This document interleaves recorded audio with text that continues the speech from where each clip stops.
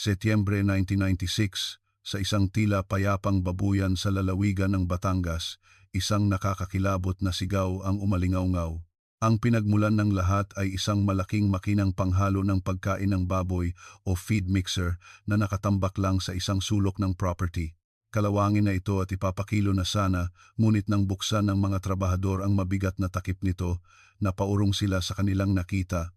Sa pagitan ng matatalas na talim na umiikot, na nababalot sa makapal at malangis na dumi, ay may nakatagong mapuputing buto ng hita at isang buhol ng mahabang buhok. Ito pala ang mga labi ni Elena Santos, ang asawa ng may-ari ng babuyan, na bigla na lang naglaho sa isang maulang madaling araw, 3 taon na ang nakalilipas. Noong 1993, wala pang CCTV at cellphone. Ang tanging usap-usapan ay may mga nakakita raw sa kanyang umalis ng bahay, ngunit walang sino man ang nag-akala na siya pala'y nakakulong sa pinakamalamig na makina sa mismong bakuran ng kanilang tahanan.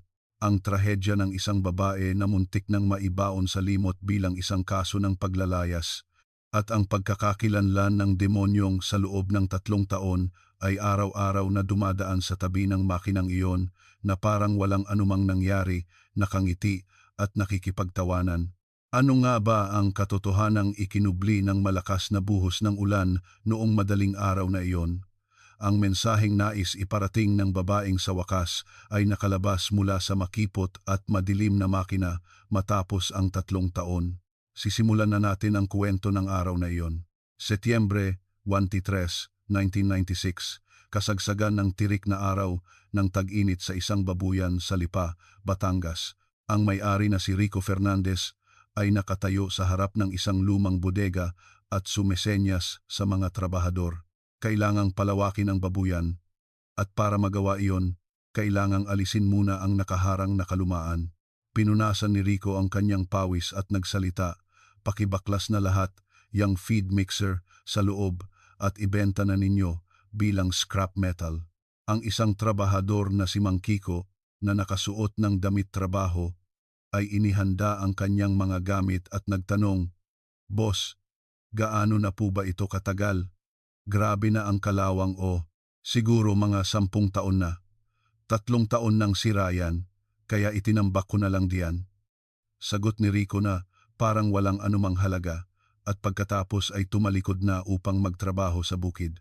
Ang loob ng bodega ay puno ng amoy alikabok at kalawang. 3 trabahador ang nagtulong-tulong na tanggalin ang mga kinakalawang na tornilyo at itaas ang mabigat na takip na bakal. Heto na. Ay, ang bigat. Isang nakababatang trabahador ang nag-ilaw ng flashlight sa loob ng mixer. Nakita niya ang maitim na grasa at mga namuong bagay na nakasiksik sa pagitan ng mga umiikot na talim. "Ano ba? Tong lahat ng to, bakit parang may bumara?" Inabot ng batang trabahador na nakasuot ng guwantes ang isang maputing piraso na nakasabit sa talim. Isang malutong na tunog ang narinig kasabay ng pagkahulog ng isang bagay. Nang makita ito ng batang trabahador, nanlaki ang kanyang mga mata. Napasigaw siya at napaupo sa sahig. Nagulat ang kanyang mga kasamahan at lumapit. "Anong problema? May ahas ba?"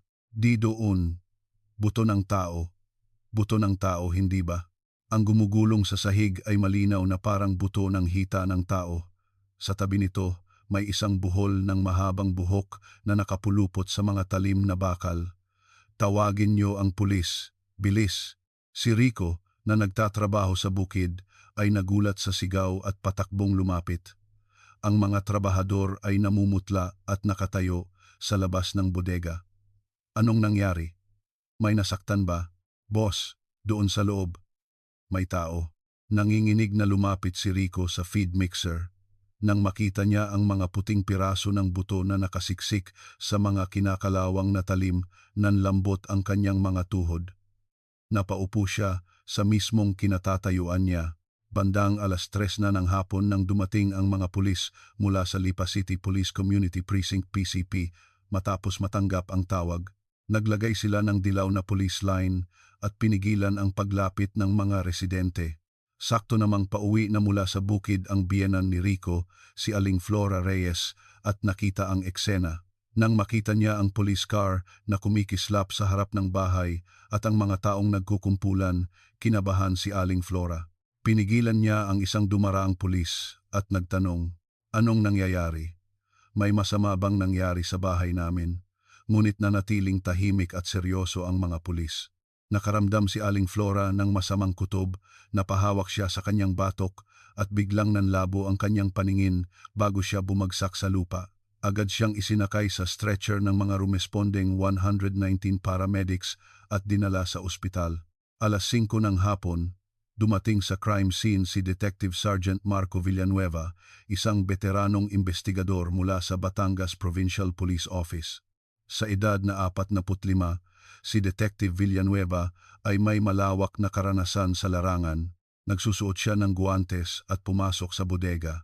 Tinutukan ng kanyang flashlight ang loob ng mixer, isang karumal-dumal na tanawin, mga pira-pirasong buto, buhol-buhol na buhok, at mga retaso ng lumang tela. Biglang tumalas ang tingin ni Detective Villanueva. Ito.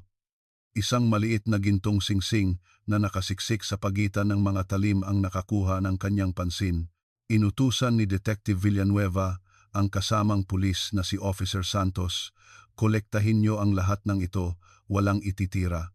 Maingat niyong ilagay sa lagayan, ipapadala natin sa PNP Crime Lab." "Opo, sir." Lumabas si Detective Villanueva ng bodega at nilapitan si Rico, na tulalang nakaupo sa isang papag sa bakuran. Nakayuko si Rico at nanginginig. Nagtanong si Detective Villanueva sa mahinang boses, "Mr. Fernandez, kailan niyo po sinabing nasira ang makinang ito?" Hindi nag-angat ng tingin si Rico at sumagot ng pabulong, "3 taon na po ang nakalipas, mga Hulyo ng 93. Hulyo? Naaalala niyo po ba ang eksaktong petsa?" "Gitnang bahagi po ng Hulyo, pero hindi ko na matandaan ang eksaktong araw." Kinuha ni Detective Villanueva ang kanyang kuwaderno at nagsulat habang pinagmamasdang mabuti ang mukha ni Rico. "Bakit hindi niyo po agad ipinagawa noong masira? Masyado na pong luma ang makina, halos pareho lang ang gasto sa pagpapagawa at pagbili ng bago. Kaya bumili na lang ako ng bago at plinano kong itapon yan balang araw, pero naging abala sa buhay kaya nakalimutan ko na." Tumango si Detective Villanueva at bumalik sa istasyon. Pagdating sa opisina, sinimulan niyang halungkatin ang maalikabok na cabinet ng mga cold case files. Habang binubuklat niya ang mga tala mula Hulyo 1993, biglang natigilan ang kanyang kamay. Hulyo 15, 1993. Nag-report, Rico Fernandez. Nawawala, Elena Santos. Ang edad ni Elena Santos noon ay 30, ang asawa ni Rico. Kinuha ni Detective Villanueva ang folder at tiningnan ang pangalan ng investigador na humawak sa kaso. Biglang kumunot ang noo ni Detective Villanueva. Ang pangalang nakasulat sa linya ng investigating officer ay walang iba kundi si Marco Villanueva, ang sarili niya. Binuksan ni Detective Villanueva ang isang malalim na drawer ng kanyang lamesa at kinuha ang case closed report na siya mismo ang nagsulat 3 taon na ang nakalipas. Nanginginig ang kanyang mga kamay habang binabasa ito. Biktima, umalis ng bahay madaling araw upang pumunta umano sa probinsya para sa death anniversary ng kanyang ina. Walang record ng pagsakay sa anumang pampublikong sasakyan, posibleng paglalayas o simpleng aksidente habang bumibiyahe. Isinara ang investigasyon. Ibinaba ni Detective Villanueva ang report sa lamesa at bumuntong hininga. Ang kaso na isinara niya 3 taon na ang nakalipas dahil sa pag-aakalang simpleng paglalayas lamang ay nagbalik bilang isang malagim na trahedya.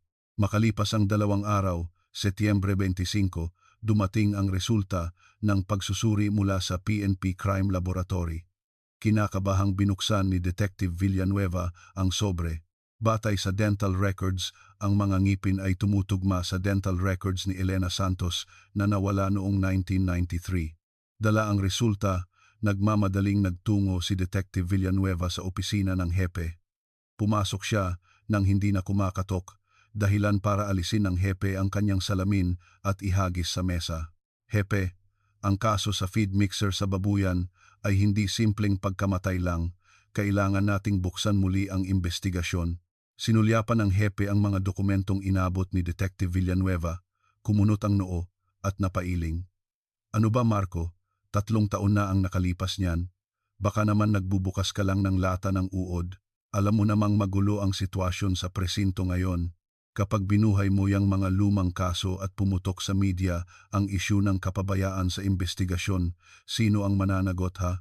May bahid ng pagkainis sa boses ng hepe. Ngunit hindi natinag si Detective Villanueva. Itinukod niya ang mga kamay sa mesa at yumuko. Ito ang resulta mula sa crime lab. Tugmang-tugma ang dental records. 3 taon na ang nakalipas. Ako ang nagsara ng kasong ito. Bilang pulis, kahihiyan sa akin ito. Kaya dapat sa sarili kong mga kamay, ako rin ang lulutas nito. Isang matalas na determinasyon ang bumakas sa mga mata ni Detective Villanueva. Tila natalo sa kanyang determinasyon, bumuntong hininga ang hepe at iwinagayway ang kamay. Ay sus, yang katigasan ng ulo mo talaga.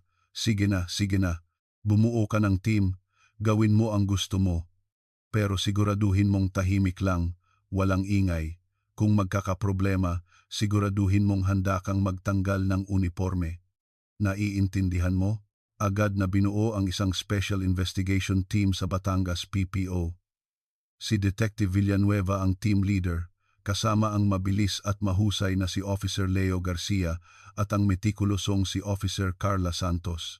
Idinikit ni Detective Villanueva sa whiteboard ang diagram ng mga taong sangkot sa kaso 3 taon na ang nakalipas at ang listahan ng mga residente ng barangay. Mula ngayon, full-blown reinvestigation na to. Tawagin ulit lahat ng mga nagbigay ng testimonya. 3 taon na ang nakalipas, walang labis, walang kulang. Baka may nagbago sa alaala nila o may hindi sila sinabi noon. Tiningnan ni Officer Garcia ang listahan at itinuro ang isang pangalan. Sir, itong si Mang Tomas Cruz, medyo mahaba ang naging interogasyon sa kanya noon. Oo, siya yung kapitbahay mismo ng babuyan.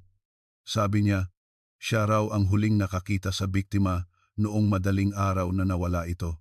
Ako na po ang pupunta at kakausap sa kanya.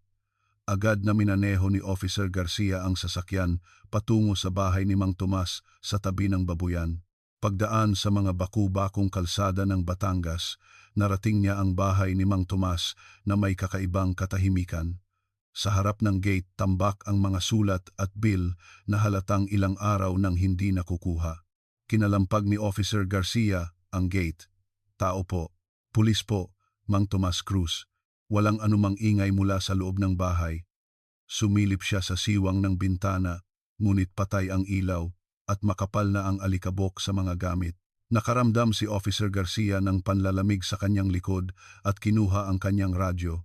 Sir Garcia po, walang tao sa bahay ni Mang Tomas. Base po sa tambak ng mga sulat, mukhang matagal na pong walang nakatira rito. Sa kabilang linya, naging seryoso ang boses ni Detective Villanueva. Gaano katagal sa tingin mo? Mahigit 1 linggo na po siguro, sir. Pagkababa ng tawag, napatingin si Detective Villanueva sa bintana at napakagatlabi.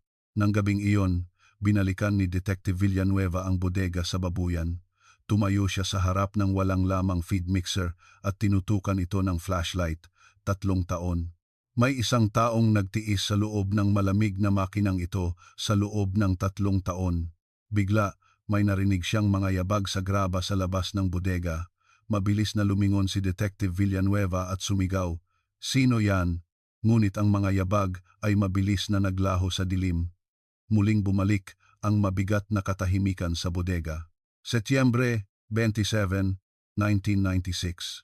Sa conference room ng Batangas PPO, nakatayo si Detective Villanueva sa harap ng whiteboard at isinulat ng malaki ang kalendaryo ng Hulyo 1993. Ginamit niya ang pulang pentel pen para bilugan ang mga petsa mula ika-12 hanggang ika-10. Sina Officer Garcia at Officer Santos ay kinakabahang nagbukas ng kanilang mga kwaderno. Pinalo ni Detective Villanueva ang whiteboard. Mula ngayon, hahalungkatin natin ang bawat piraso ng huling mga araw ni Elena Santos. Alamin natin kung sino ang mga nakausap niya, saan siya nagpunta, bawat minuto bago siya nawala. Kumuha si Detective Villanueva ng isang listahan mula sa tumpok ng mga dokumento. Unang witness, ang barangay captain noong panahong iyon, si Kapitan Eddie Ramos. Nasa interrogation room na siya ngayon. Ilang sandali pa, isang lalaking nasa edad 68 na, si Eddie Ramos, na may mga puti ng buhok, ang naupo sa interrogation room. Tinitingnan niya ang mga investigador habang ninenerbiyos na lumulunok. Umupo sa tapat niya si Detective Villanueva at nagtanong, Kapitan Ramos, noong Hulyo 1993, kailan niyo po huling nakita si Elena Santos? Pakisabi lang po ang lahat ng naaalala niyo. Kinakamot ni Kapitan Ramos ang kanyang baba habang pinipikit ang mga mata. Kung hindi ako nagkakamali, Hulyo Dlaba iyon. Noong nag-aayos kami ng barangay hall, lahat ng tao lumabas para tumulong. Nandoon din si Elena, nagluluto ng sopas para sa lahat. Ano po ang lagay ni Elena noon? May napansin po ba kayong kakaiba sa kanya? Wala naman, tulad lang din ng dati. Tahimik at mahinhin siyang babae, kaya tahimik lang siyang nagtatrabaho. Huminto si Kapitan Ramos at tila may naalala. Nagbago ang kanyang ekspresyon. Tila may naalalang hindi maganda. May iba pa po ba kayong naaalala? Kahit maliit na detalye lang po. Lumingon-lingon si Kapitan Ramos at ibinaba ang kanyang boses. Noong araw na iyon, ramdam na ramdam ang tensyon sa pagitan ni Elena at ng biyenan niyang si Aling Flora. Nasa iisang kusina sila pero hindi man lang sila nagtitinginan o nag-uusap. Agad na isinulat ito ni Detective Villanueva sa kanyang kuwaderno. Malala po ba ang alitan ng magbiyenan? Naku, sikat na sikat yan sa buong barangay. Talagang tinatarayan ni Aling Flora ang manugang niya. 7 taon na silang kasal pero hindi pa rin sila nagkakaanak, kaya ang tingin niya kay Elena ay palamunin lang. Pagkalabas ni Kapitan Ramos, napaisip si Officer Garcia, Sir, kung 7 taon siyang minumura dahil hindi magkaanak, grabe siguro ang stress niya. Posible kayang nagkaroon siya ng depresyon dahil doon. Nagsindi ng sigarilyo si Detective Villanueva at pinaningkitan ang mga mata. Baka hindi lang simpleng pang-aalipusta, sabi ni Kapitan, palamunin ang turing sa kanya. Kadalasan, hindi lang yan sa salita natatapos. Posibleng nananakit din. Domestic violence, sir? Oo. Kung may mga pasa siya o nasaktan, malamang nagpunta yan sa ospital. At kung 7 taon na siyang hindi magkaanak, sigurado akong sawang-sawa na rin yan sa pagpunta sa mga ospital. Huminga ng usok si Detective Villanueva at nagutos, Leo, lumabas ka ngayon din. Puntahan mo lahat ng Obgyn at Orthopedic Clinic sa Lipa City. Hanapin mo ang anumang record ng pananakit o pagpapagamot. Kailangan nating malaman kung ano talaga ang sitwasyon sa bahay na yon. Opo, sir. Hahalughugin ko lahat ng ospital sa Lipa. Kinuha ni Officer Garcia ang susi ng kotse at kumaripas ng takbo. Mag-aalas 6 na ng gabi nang bumalik si Officer Garcia sa istasyon. Basang-basa ng pawis ang kanyang damit at namumula ang kanyang mukha. Humihingal niyang inilapag ang isang brown envelope sa mesa ni Detective Villanueva. Hingal. Sir, nahanap ko na. Uminom muna ng tubig si Officer Garcia bago nagpatuloy. Mahigit 10 ospital ang pinuntahan ko sa Lipa. Nakiusap ako sa mga nurse para halungkatin ang mga lumang chart sa bodega. Muntik na akong mamatay sa alikabok. Binuksan ni Detective Villanueva ang envelope at kinuha ang isang photocopy ng medical chart. Amoy luma ang papel sa sta. Monica lying in clinic po yan. Isang maliit na clinic sa lumang bayan ng Lipa. Sa isang sulok ng kanilang file room, ito lang ang nakuha ko. Binasa ni Detective Villanueva ang chart at nanlaki ang kanyang mga mata. Hunyo 28, 1993. Pangalan ng pasyente, Elena Santos. Diagnosis, 8 linggong buntis. 8 linggong buntis. Nanginginig ang boses ni Detective Villanueva. Opo. Kinumpirma ko mismo sa doktor. Hindi na raw niya matandaan, pero hindi nagsisinungaling ang mga record. May dinadala siyang anak noong nawala siya. Agad na ipinatawag muli ni Detective Villanueva ang asawang si Rico. Sa interrogation room, mukhang tumanda ng 10 taon si Rico. Sa loob lang ng ilang araw, payat na payat ang kanyang mukha. Inihagis ni Detective Villanueva ang kopya ng chart sa mesa. Mr. Fernandez, Alam nyo bang buntis ang asawa nyo? Nanginginig ang mga mata ni Rico. Ano po? Hunyo 28, 1993. Na-diagnose siyang 8 linggong buntis sa Monica Lying-in Clinic. Hindi nyo alam? Hindi makapaniwalang napanganga si Rico. Yumuko siya para tingnang mabuti ang chart. Nagsimulang manginig ang kanyang mga kamay. Hindi ko po alam. Si Elena, nagdadalang tao. Biglang pumatak ang malalaking butil ng luha mula sa mga mata ni Rico. 7 taon. 7 taon siyang inalipusta ng nanay ko dahil wala kaming anak. Bakit hindi niya sinabi sa akin? Bakit? Ang tanga-tanga niya. Ibinagsak ni Rico ang kanyang ulo sa mesa at humagulgol. Malamig siyang tiningnan ni Detective Villanueva bago lumabas ng silid. Nang gabing iyon, pinuntahan ni Officer Carla Santos ang matalik na kaibigan ni Elena, si Celia David. Kumatok siya sa pinto ng isang simpleng bahay sa labas ng bayan at isang babaeng nasa edad 30s ang lumabas. Mula po ako sa police station. Gusto ko po sanang magtanong tungkol kay Elena Santos. Agad na dumilim ang mukha ni Celia.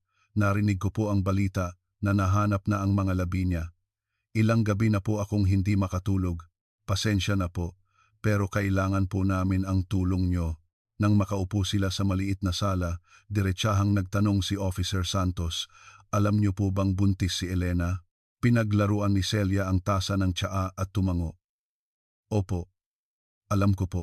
Hindi alam ng asawa niya. Bakit po sa inyo lang niya sinabi at itinago sa iba? Namula ang mga mata ni Celia. Kasi po, 2 beses na siyang nakunan dati. Sabi ni Elena, gusto niyang siguraduhin na makakapit ang bata. 3 buwan lang, kapag lumagpas daw siya ng 3 buwan, sa kanya sasabihin sa asawa niya. Ayaw na raw niya itong biguin ulit. Tumayo si Celia at may kinuha sa loob ng aparador, isang maliit na telang nakabuhol. Dahan-dahan niyang kinalagan ito at lumabas ang isang bagong-bagong dilaw na baro-baruan. Ito po, 1 linggo bago siya nawala, kami ang bumili nito sa palengke. Isinubsob ni Celia ang kanyang mukha sa baro-baruan at umiyak. Sabi niya, kapag naka3 buwan na, ipapakita niya raw ito sa asawa niya. Pinatago niya sa akin. Sana pinilit ko siyang sabihin na agad noon. Hinaplos ni Officer Santos ang likod ni Celia at maingat na nagtanong, bago po nawala si Elena, may nabanggit po ba siya na kinatatakutan niya o may taong gumugulo sa kanya? Pinunasan ni Celia ang kanyang luha at biglang nag-angat ng tingin. Meron po. 1 buwan bago siya nawala. Sinabi niyang natatakot siya sa kapitbahay nilang lalaki. Kapitbahay na lalaki? Si Mang Tomas po, yung biyudo na nakatira sa tabi mismo ng babuyan nila. Sabi ni Elena, laging malagkit ang tingin ng lalaking yon sa kanya. Kapag mag-isa siya sa bukid, dahan-dahan daw itong lumalapit at nagsasalita ng kung ano-ano. Mabilis na isinulat ito ni Officer Santos sa kanyang kuwaderno. Ano po ang ginawa niyo? Bumuntong hininga si Celia. Ang tanga ko po. Sinabi ko lang na huwag niyang pansinin. Baka nagpapapansin lang yung biyudo. Sabi ko, walang masamang mangyayari. Sana sinabi ko na lang sa kanya na mag-report sa pulis. Pagkatapos ng interogasyon, bumalik agad si Officer Santos sa istasyon. Pagpasok niya, tumakbo siya papalapit kay Detective Villanueva. Sir, may mahalaga po akong nakuha. Inangat ni Detective Villanueva ang tingin mula sa mga papeles. Ano yon? Si Elena Santos po, takot na takot daw sa kapitbahay nilang si Mang Tomas.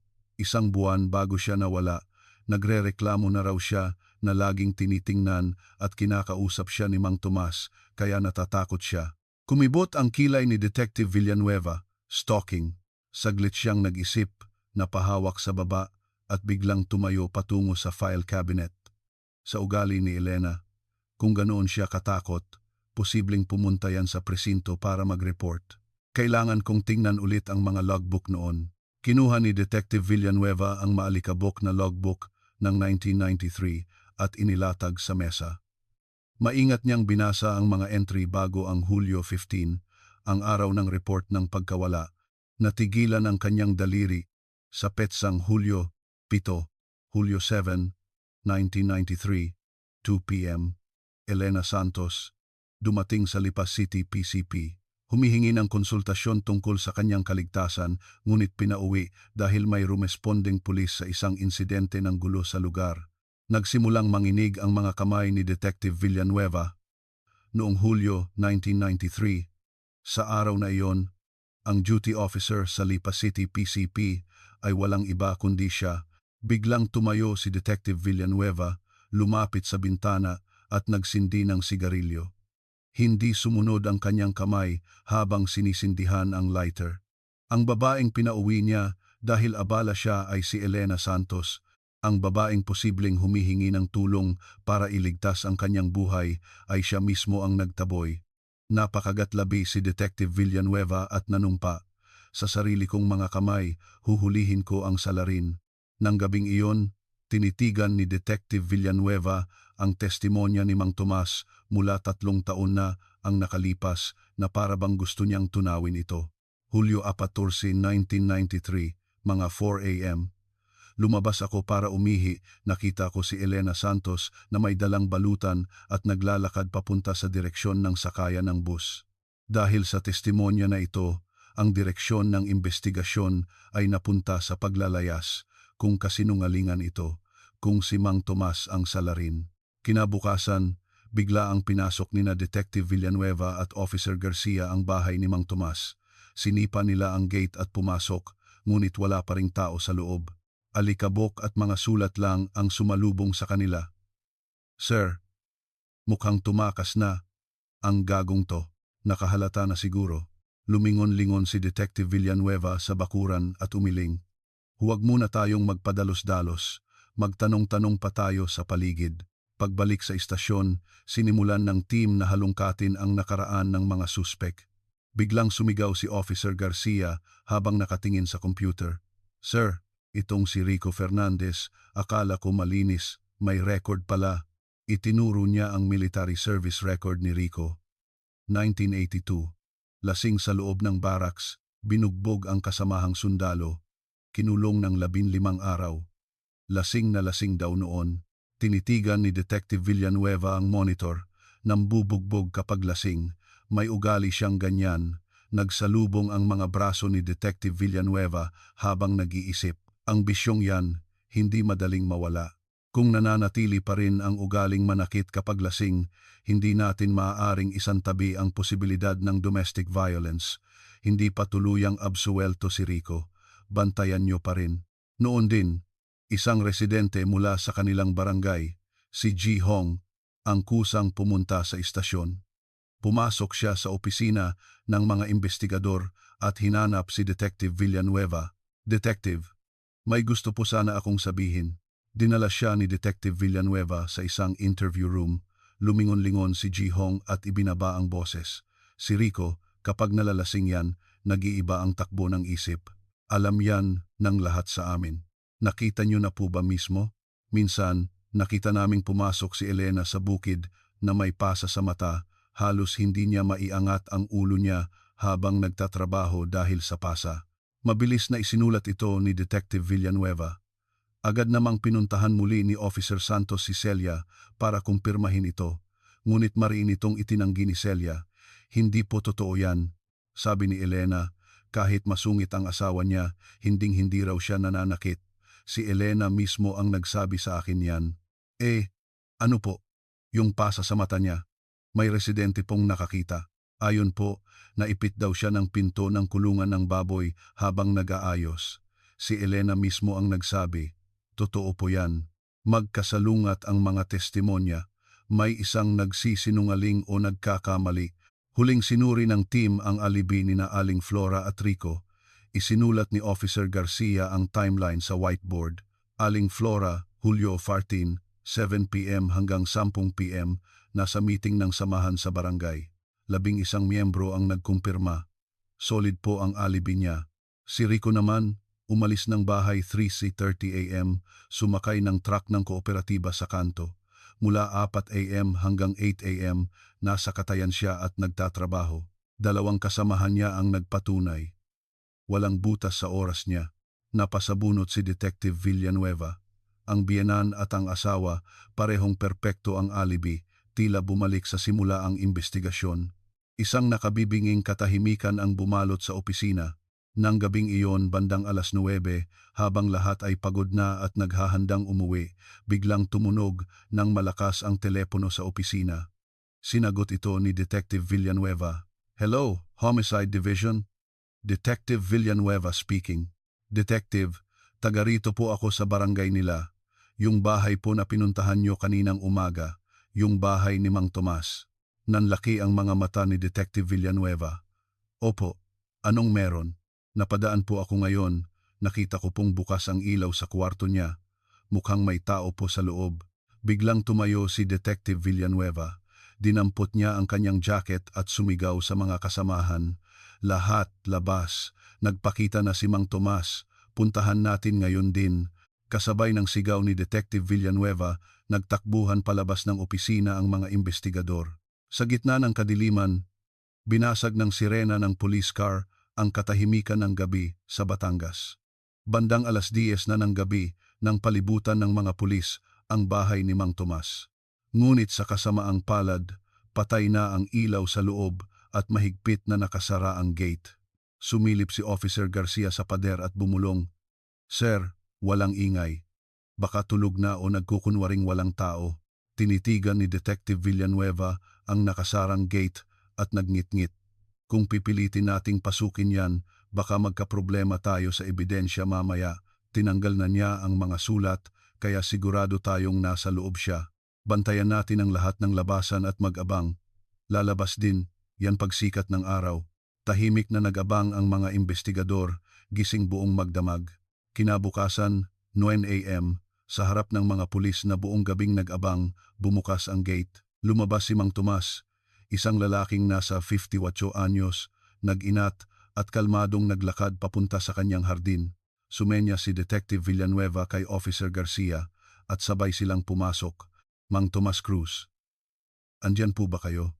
Sa malakas na boses ni Detective Villanueva, nabigla si Mang Tomas at nabitawan ang kanyang pandukal. Tiningnan niya ang mga estranghero mula ulo hanggang paa at pinaningkitan ang mga mata. "Sino kayo? Bakit kayo basta-basta pumapasok sa bahay ng may bahay?" "Pulis po. Mula sa Batangas PPO." Inilabas ni Detective Villanueva ang kanyang badge at biglang nagbago ang ekspresyon ni Mang Tomas. Ngunit agad din siyang ngumiti na parang mabait na tao. "Aba, mga pulis pala. Ano pong kailangan nyo? At ang aga-aga nyo namang dumalaw. Ilang araw po kayong wala sa bahay. Saan po kayo galing?" "Ah, pumunta lang ako sa kasal ng pamangkin ko sa Sariaya." "May problema po ba doon?" "Ayon po sa pamangkin nyo, noong araw lang ng kasal nila kayo nakita at umuwi rin daw kayo agad. Saan po kayo nagpunta sa sumunod na 3 araw?" Nag-alinlangan ang mga mata ni Mang Tomas. "Ah, natulog ako sa bahay ng kaibigan ko. Nagpunta sa sauna. Kaya hindi alam ng pamangkin ko." Hindi na siya pinilit pa ni Detective Villanueva at nag-iba ng usapan. Inilabas niya ang isang lukot na mapa mula sa kanyang bulsa. "Balikan po natin ang nangyari 3 taon na ang nakalipas. Sabi niyo po, nakita niyo si Elena na may dalang balutan at papunta sa silangan?" "Opo. Yun nga po ang sinabi ko. Kung pupunta siya sa probinsya ng kanyang ina sa Bicol, dapat sa kanluran siya papunta sa terminal ng bus. Bakit po siya papunta sa silangan kung saan puro bukid lang? Aba, ewan ko. Baka umikot siya para makarating sa highway at makasakay ng bus." "May bus po bang dumadaan ng 4:00 ng madaling araw?" Sa matalas na tanong ni Detective Villanueva, hindi nakasagot si Mang Tomas. Pagkatapos ng ilang sandali ng katahimikan, umubo siya at nag-iwas ng tingin. "Ano ba, Detective? 3 taon na ang nakalipas niyan. Paano ko pa matatandaan ang lahat ng detalye? Ang nakita ko lang, papunta siya sa silangan. Yun lang." Tinitigan ni Detective Villanueva si Mang Tomas bago tumalikod. Paglabas ng gate, pabulong siyang nag-utos kay Officer Garcia. "Kakaiba ang kilos ng taong yan. Alamin mo kung saan siya nagpunta sa loob ng 3 araw. At dahil nakahalata na siya, bantayan mo siyang maigi para hindi makapagtapon ng ebidensya." Pagbalik sa istasyon, sinimulan ng team na paliitin ang sakop ng investigasyon. Habang binabasa ni Officer Santos ang mga dokumento ng babuyan, bigla siyang tumayo. "Sir, tingnan niyo po ito." Inabot ni Officer Santos ang isang lumang logbook ng mga trabahador ng babuyan mula 1991. Dito, nakasulat ng paulit-ulit ang pangalan ni Mang Tomas, Mang Tomas Cruz. Trabaho: katulong sa paghahalo ng pagkain, paglilinis ng kulungan, at pag-aayos ng pasilidad. Bayad: arawan. Kinuha ni Detective Villanueva ang logbook at nanlaki ang kanyang mga mata. Hindi lang pala siya kapitbahay, halos empleyado na rin pala siya ng babuyan. Opo, mula 1991 hanggang 3 taon, tumutulong siya sa babuyan. Malamang alam niya kung paano paandarin ang feed mixer at alam din niya kung saan nakatago ang susi ng babuyan. Pinalo ni Detective Villanueva ang mesa. Ngayon, nagkakaroon na ng linaw, kaya pala walang senyales ng forced entry. Ang salarin ay isang taong parang sariling bahay na niya ang babuyan. Biglang nagbago ang tensyon sa team. Sakto namang humahangos na pumasok si Officer Garcia, iwinawagayway ang isang papel galing sa fax machine. "Sir, dumating na po ang data mula sa Pag-asa. Ang panahon noong madaling araw ng Hulyo, 14 OC, 1993, kinuha agad ni Detective Villanueva ang papel. Heavy rainfall warning inilabas. Lakas ng ulan, 30 millimeters kada oras.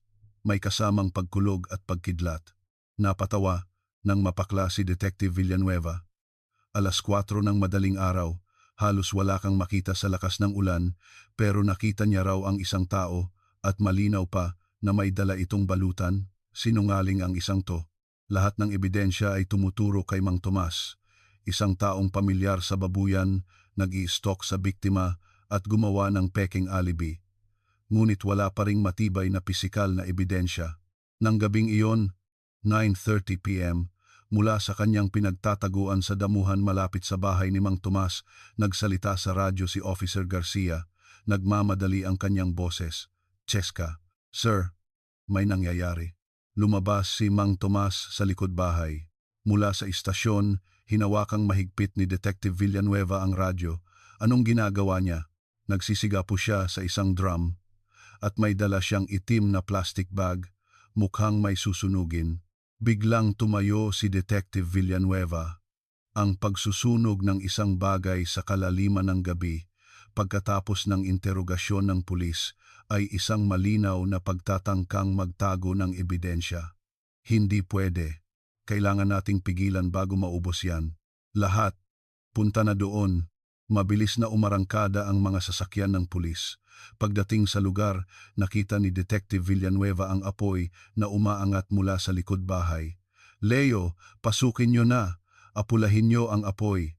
Kasabay ng sigaw ni Detective Villanueva, sabay-sabay na pumasok ang mga pulis sa bakuran.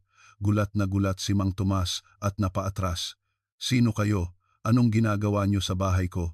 "Tumabi ka!" Itinulak ni Officer Garcia si Mang Tomas at sinipa ang drum. Sa malakas na kalabog, tumumba ang drum at kumalat ang mga nag-aapoy na laman nito. Agad na tinabunan ng lupa ng mga pulis ang apoy. Sa gitna ng masangsang na usok, tinutukan ni Detective Villanueva ng flashlight ang mga natira. May mga sunog na papel at isang lumang pambabaeng kimona. At sa gitna ng mga ito, isang maliit na pitaka na nasunog ng apoy ang nakita niya. Dinampot ni Detective Villanueva ang pitaka gamit ang kamay na may guwantes. Sa loob nito, isang ID na natunaw dahil sa init ang bahagyang nakikita. Sunog at maitim, ngunit malinaw pa rin ang 3 salita ng pangalan: driver's license, Elena Santos. Dahan-dahang nag-angat ng tingin si Detective Villanueva at tinitigan si Mang Tomas. "Mang Tomas, bakit nasa drum niyo ang pitaka ni Elena Santos na nawawala 3 taon na ang nakalipas?" Namutla ang mukha ni Mang Tomas. Napaatras siya hanggang sa mapaupo sa pader. Kinuha ni Detective Villanueva ang kanyang posas at nagsalita ng malamig. "Mang Tomas, inaaresto ka namin sa salang pagpatay at pagtatago ng bangkay." Setyembre 30, 1996, umaga, sa interrogation room ng Batangas PPO, nakaposas si Mang Tomas at nakatitig lang sa mesa. Kahit na nakuha ang pitaka ng biktima mula sa kanyang bakuran, Patuloy pa rin siyang nagwawala at sinasabing wala siyang kasalanan. Pumasok si Detective Villanueva na may dalang mga dokumento at umupo sa tapat niya. Namumula ang kanyang mga mata dahil sa puyat, ngunit nananatiling matalas ang kanyang tingin. Mang Tomas, komportable ba ang tulog mo kagabi? Nakuha na ang pitaka pero sinasabi mo pa ring hindi mo alam, napulot mo lang? Yan pa rin ba ang sasabihin mo? Suminghal si Mang Tomas at umiwas ng tingin. Ano pa bang sasabihin ko? Napulot ko lang naman talaga. Baka aksidenteng nasama sa mga basura kong sinunog. Dahil lang diyan, gagawin niyo na akong mamamatay tao. Aksidente. Kung ganoon, aksidente rin ba ito? Inilatag ni Detective Villanueva ang resulta ng pagsusuri mula sa crime lab. Ito ang resulta ng analysis sa mga hibla at dumi na nakuha sa mga talim ng mixer. Pasimpleng sumulyap si Mang Tomas sa mga papel. Maraming nicotine ang nakita sa mga hibla at matagal nang nakakapit na nicotine ng isang chain smoker. Yumuko si Detective Villanueva para idiin ang punto. Hindi naninigarilyo si Elena Santos. Ang asawa niyang si Rico, hindi rin. Ang biyenan niyang si Aling Flora, umuubo sa amoy pa lang ng sigarilyo. Walang naninigarilyo sa bahay na yon. Nagsimulang manginig ang mga daliri ni Mang Tomas. Mang Tomas, naninigarilyo ka, di ba? Anong brand? Napalunok si Mang Tomas. Marlboro. Ano namang masama doon? At mahigit 30 taon ka nang naninigarilyo, tama?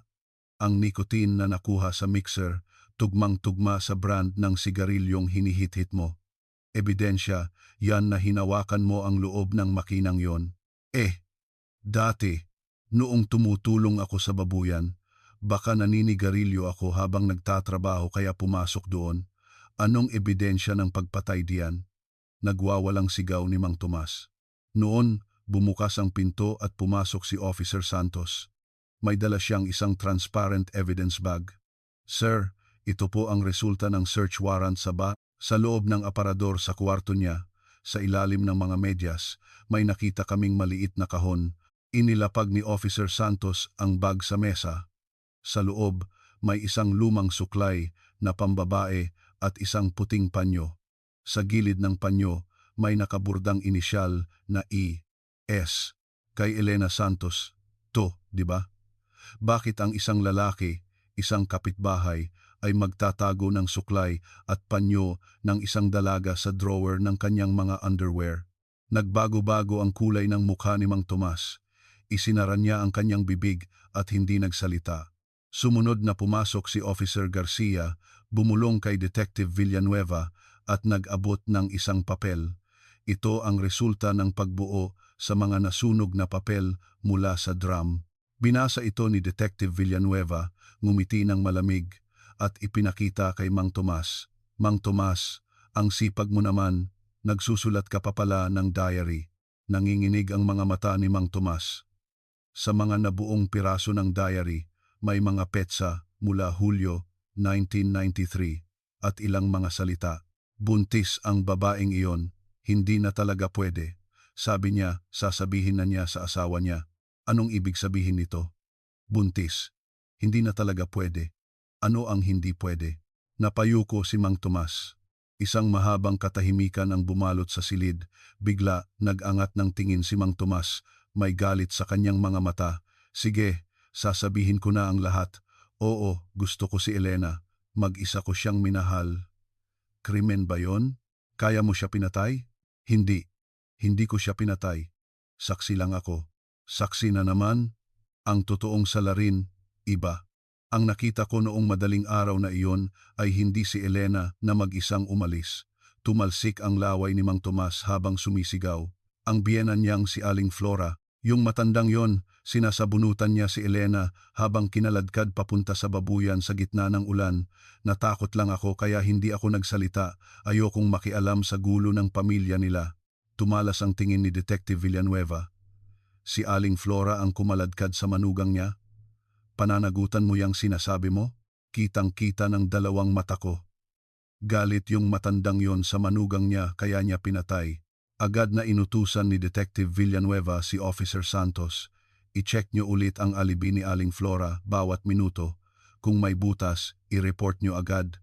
Muling sinuri ng team ang bawat galaw ni Aling Flora noong Hulyo 14, 1993. Ngunit ang resulta ay kabaligtaran ng sinasabi ni Mang Tomas.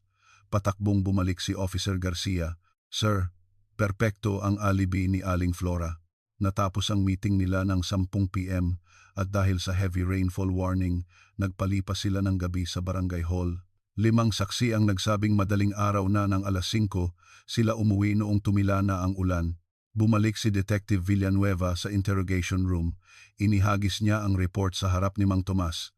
Mang Tomas, tama na yung kalokohan mo. Kasama ni Aling Flora ang mga taga-barangay noong oras na yon. At isang matandang hirap ng maglakad dahil sa rayuma, kakalad ka rin ang isang tao sa gitna ng ulan at aakyat ng bukid. Saan mo nakuha yang kwentong barbero mo? Naging kulay abo ang mukha ni Mang Tomas. Lahat ng kanyang kasinungalingan ay nabisto na. Pinalo ni Detective Villanueva ang mesa at sumigaw. Ang pitaka, ang panyo, ang diary, ang sigarilyo at ang mga kasinungalingan mo. Lahat yan sa'yo tumuturo. Wala ka ng tatakbuhan. Magsalita ka na. Bakit mo ginawa yon? Nagsimulang manginig ang mga balikat ni Mang Tomas na parang dahon. Tinakpan niya ang kanyang mukha ng nanginginig na mga kamay at nagsimulang humagulgol na parang hayop. Anong nangyari noong gabing iyon? Tumingala si Mang Tomas sa kisame, namumula ang mga mata at nagsalita. Si Elena, 8 taon na mula noong mamatay ang asawa ko. Siya ang unang taong nagtrato sa akin na parang tao. Nanginginig ang kanyang boses. Kapag tumutulong ako sa babuyan, lagi niya akong binibigyan ng malamig na tubig. Tinatanong niya kung kumain na ba ako. Lahat ng tao sa barangay, ang tingin sa akin ay isang matandang biyudo lang, pero si Elena, iba siya.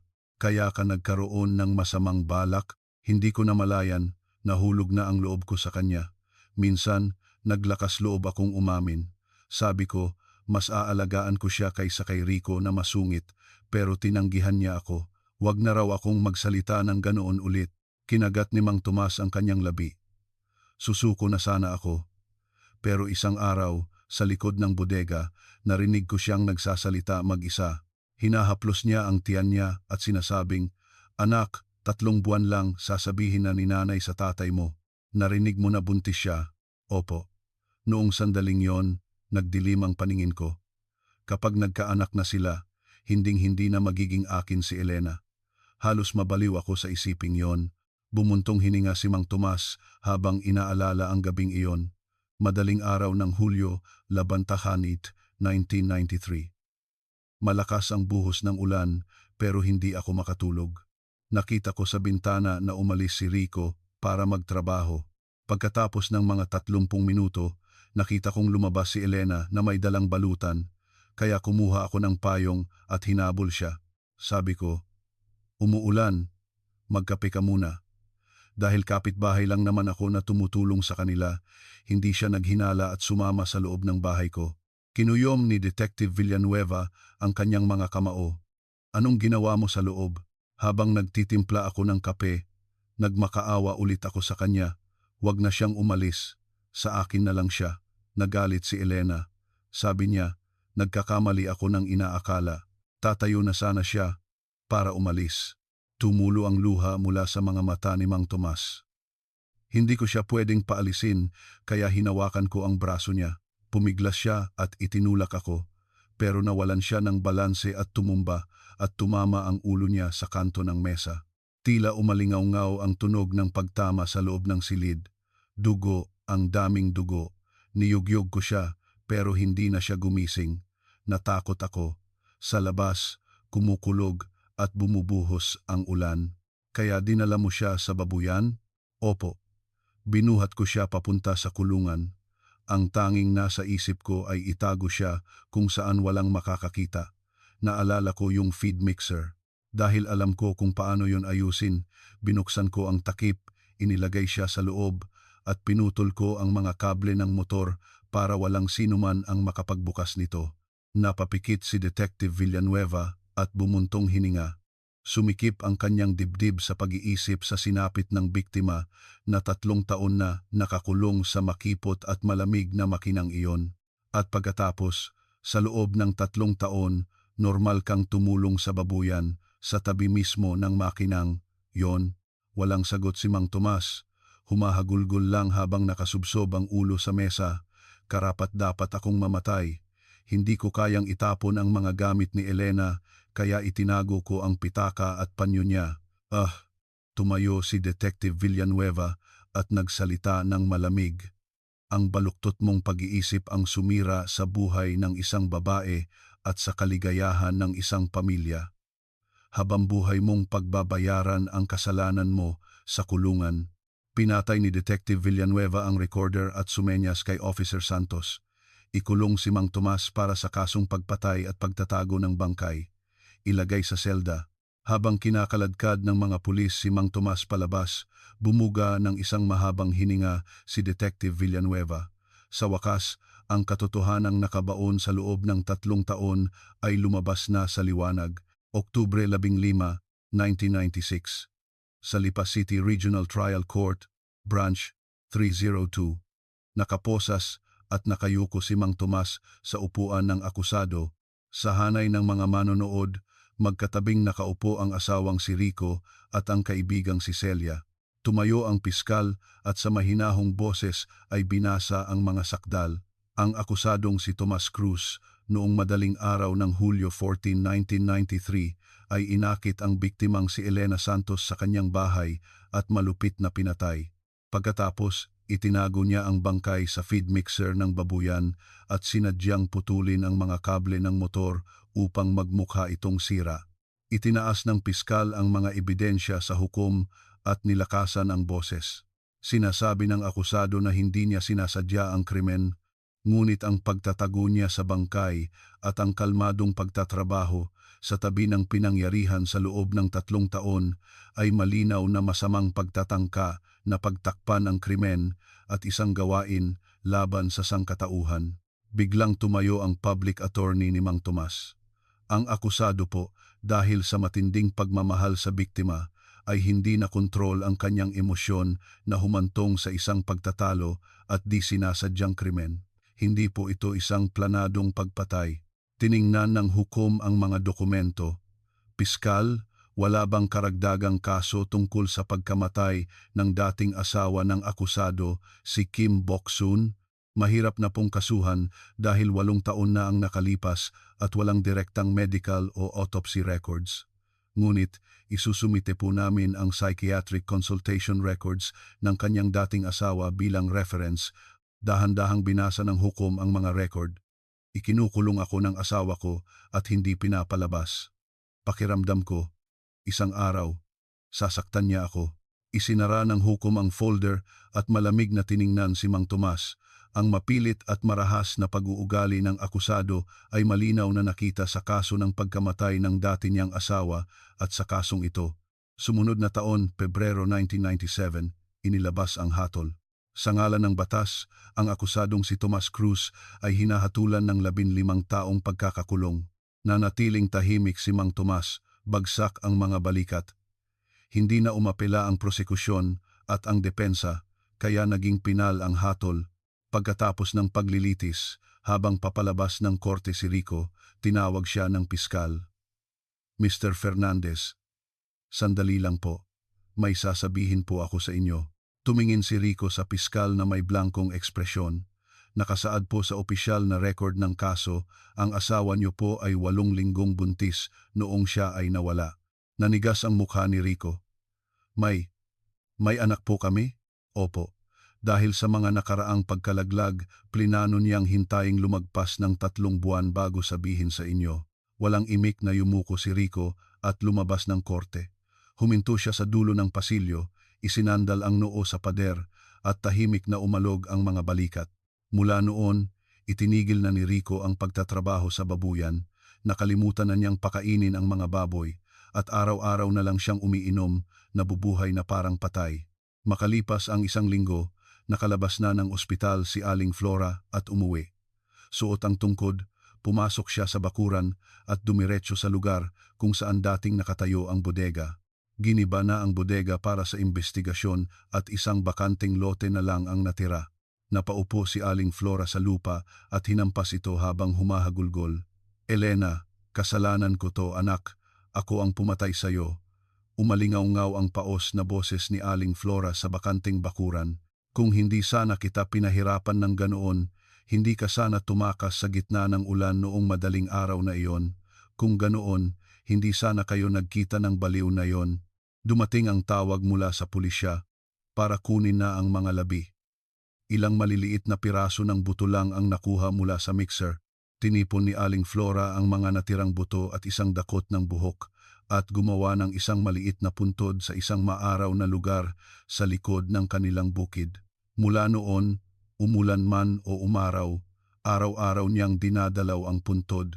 Nag-aalay siya ng malinis na tubig mula sa balon at nananatiling nakaupo doon hanggang sa paglubog ng araw. Ang kaibigang si Celia, pagkatapos tumestigo, ay nagpasya ng umalis sa kanilang lugar. Hindi niya makayanan ang konsensya na binaliwala niya ang takot ni Elena sa kapitbahay nito. Bago lumipat, pinuntahan ni Celia si Rico. May dala siyang isang lukot na tela. Ito, pinatago sa akin ni Elena. Binuksan niya ang tela at lumabas ang isang bagong-bagong dilaw na baru-baruan. Nanginginig ang mga kamay ni Rico. Sabi niya, kapag nakatatlong buwan na, sa kanya ipapakita sa'yo. Umiyak si Celia at tumalikod. Niyakap ni Rico ang maliit na dilaw na damit at walang tigil na umiyak. Samantala, tinatapos ni Detective Villanueva ang final report ng kaso.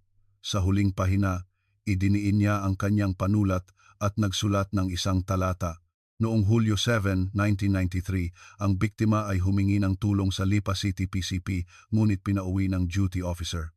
Kung nabigyan lamang siya ng tamang atensyon noon at kung hindi basta-basta pinaniwalaan ang kasinungalingan ni Mang Tomas, maaaring naiwasan ang trahedyang ito.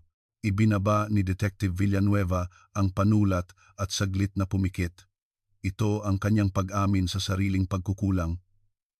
Pagkatapos, muli niyang kinuha ang panulat at nagdagdag, mahigpit na inirekomenda ang pagbabago sa internal na patakaran na gawing obligado ang on-site verification at cross-checking sa lahat ng testimonya ng mga saksi sa bawat kaso ng pagkawala.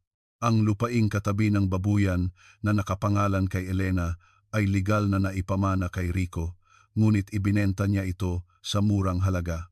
Ang buong pinagbentahan ay ipinadala niya sa kapatid na lalaki ni Elena sa Bicol.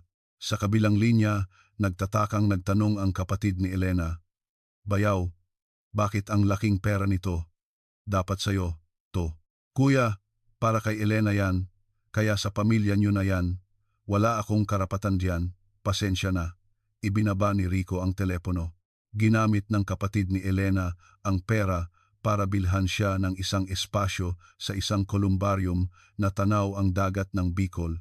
2 pangalan ang magkatabing inukit sa lapida, Elena Santos, at ang kanyang hindi naisilang na anak. Ang planong pagpapalawak ng babuyan ay tuluyan ng nakansela. Ibinenta ni Rico ang lahat ng natirang baboy at isinara ang negosyo. Ang nakakapangilabot na feed mixer ay kinuha ng mga pulis bilang ebidensya at ang lugar ng bodega ay tinubuan na lang ng matataas na damo. Hulyo 5, 1997. Eksaktong 4 na taon mula nang mawala si Elena, naglagay si Rico ng isang malaking bato sa bakanting lote kung saan dating nakatayo ang bodega. Naghukay siya sa tabi nito at inilibing ang dilaw na baru-baruan. Isinama na rin niya ang yuping singsing pangkasal ng kanyang asawa na nakuha mula sa mga labi. Lumuhod si Rico sa harap ng bato. "Elena, patawarin mo ako. Sana sinabi mo sa akin. Kung alam ko lang na may anak tayo, mas inalagaan sana kita. Ang tanga-tanga mo." Walang tigil na umalog ang mga balikat ni Rico. Nang gabing iyon, pauwi na si Detective Villanueva at napadaan sa harap ng babuyan. Ibinaba niya ang bintana at may narinig siyang humahagulgol mula sa bakanting lote. Itinigil niya ang sasakyan. Sa dilim, sa harap ng isang maliit na tumpok ng bato, nakaluhod si Rico at umiiyak. Bumaba ng sasakyan si Detective Villanueva at dahan-dahang lumapit. Wala siyang masabing anumang salita para pagaanin ang loob nito o para humingi ng tawad.